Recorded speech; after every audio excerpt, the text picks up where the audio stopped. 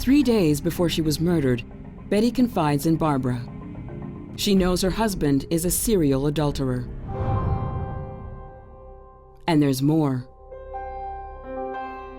Barb said Betty had marks on her.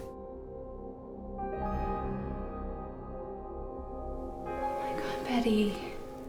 Betty had black and blue marks where they argued and they struggled. Barb kept telling Betty, said, Betty, you have to do something. Something's got to change. You're not going to make it like this. Betty tells her friend she's had enough. On the night she was murdered, Betty was intending to confront Glenn about his abusive behavior and adultery. She said to Barbara, Wendy, well, tonight's the night. If he doesn't come home on time, you know, I'm really going to go after him. With Barbara's damning evidence, detectives believe they finally have enough to convict Glenn. We sat down and we made the decision that we're going to go after him. Investigators go back to the DA. I said, this isn't going to get any better. We're going to act. We thought we had the probable cause that we needed to justify the issuance of the arrest warrant, and we did it, and we held our breaths.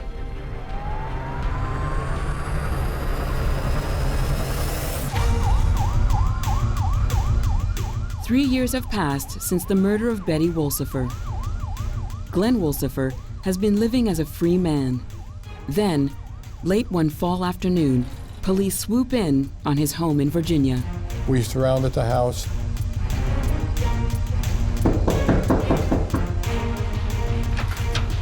Warrant for your arrest. Please turn around. Arrest for murder. Told him he was under arrest. He was charged with homicide. He was taken and then brought back to Pennsylvania for his arraignment.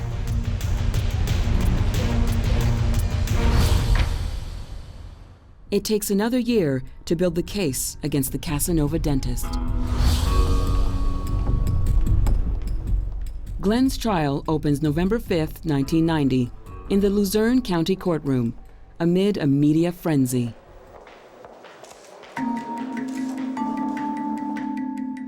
At the trial, there were a lot of women that came because they just wanted to see firsthand what he looked like. Because of his many dalliances, the trial took on the spectacular, the sensational. Handsome doctor kills his, pretty little wife. The trial starts with a coroner describing what Betty looked like when her body was found. I do remember that they had asked Dr. Hudak what was the condition of the victim's face. And he said it was, I don't know how he started his response, but it was something to the point that, you could tell she had been beaten and brutalized. And they said, can you describe the condition? And I believe Dr. Hudak said, hamburger.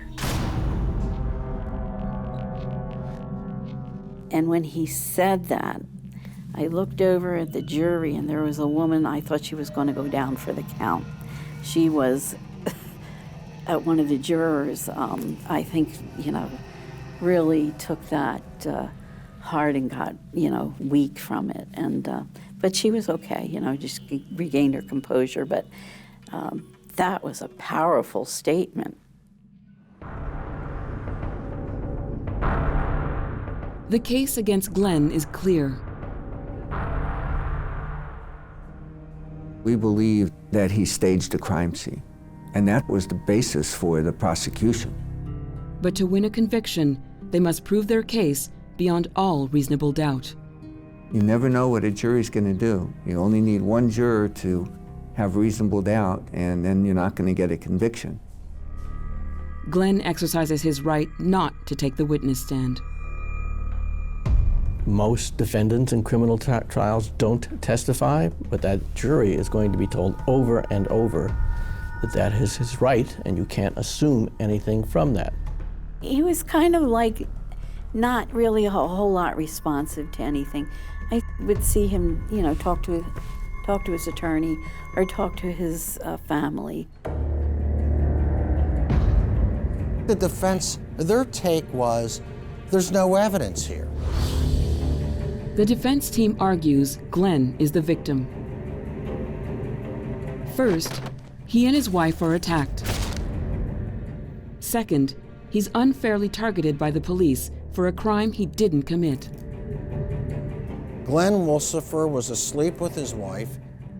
An intruder enters the house, kills his wife, and here they're asking you to convict him of homicide.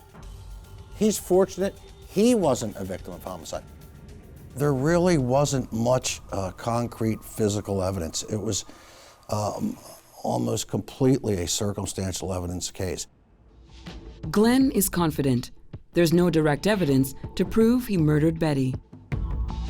But any prosecutor worth their salt will tell you that a strong circumstantial evidence case is as powerful, if not more powerful, than some cases involving direct evidence.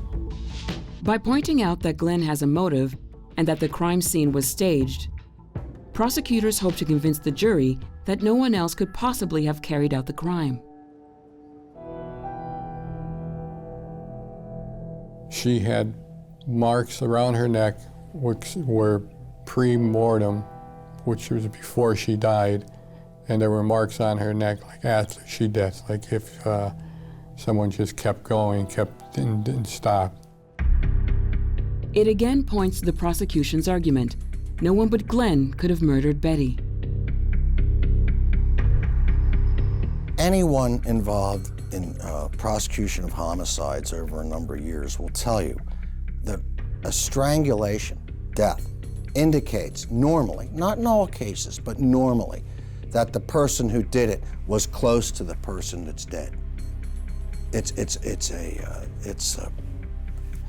There's usually a relationship there. It's indicative of that. Not in all cases, though, but that certainly was another factor. And we did have experts say that same thing, that manual strangulation is usually the type of death suffered by someone who was close to that other person. Special Prosecutor Anthony Sarcione details the state's case against Glenn Wolsifer. In the early hours of August 30th, 1986, his wife Betty had decided enough was enough. His gallivanting has to stop. I'm not going to let him step on me anymore. She said that. She waited up for him. Where were you? She was going to confront him. I have something to say to you. Why? You always have something to say. She started questioning him. That is You what are you lying. do. I know you're Lying about what? I found a shirt with... He was going to be exposed. And he did not want that to happen. Not at all, because that would have crushed his squeaky clean image, and that sparked the rage in him and enough for him to turn violent. Glenn and Betty get into a fight. Get away from me!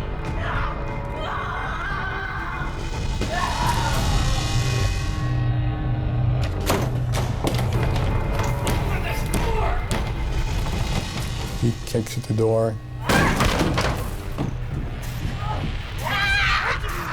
He starts to strangle her. Not only did he manually strangle his wife, but also used a ligature around her neck to ensure that she'd be dead. After choking his wife to death, he carefully fakes the supposed home invasion. He puts up the ladder. He smashes the bedroom window.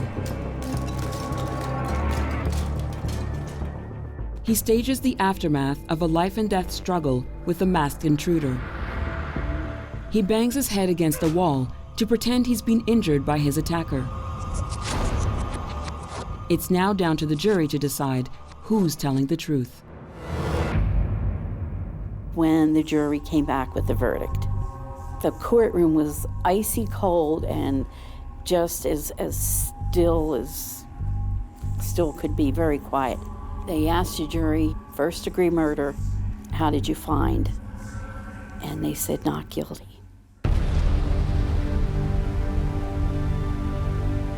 It just didn't make sense. It just didn't add up to me. I sat there in shock because I thought for sure they would get him on first-degree murder. And I thought, I don't know if he's, he could walk.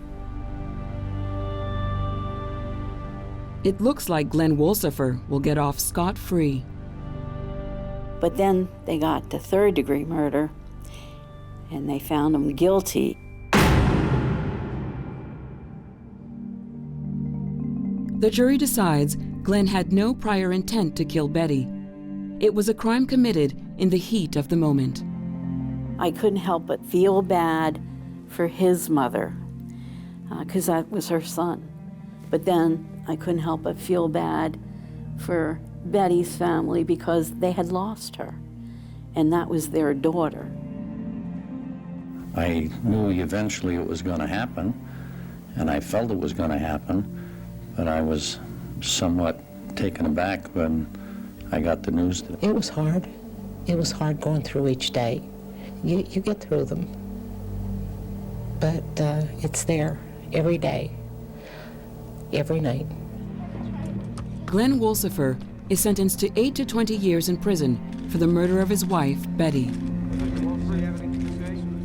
I think it restored a sense of justice to the community at large in Wilkes-Barre, because a lot of people had lost faith in the justice system because of him walking free for so many years after the homicide.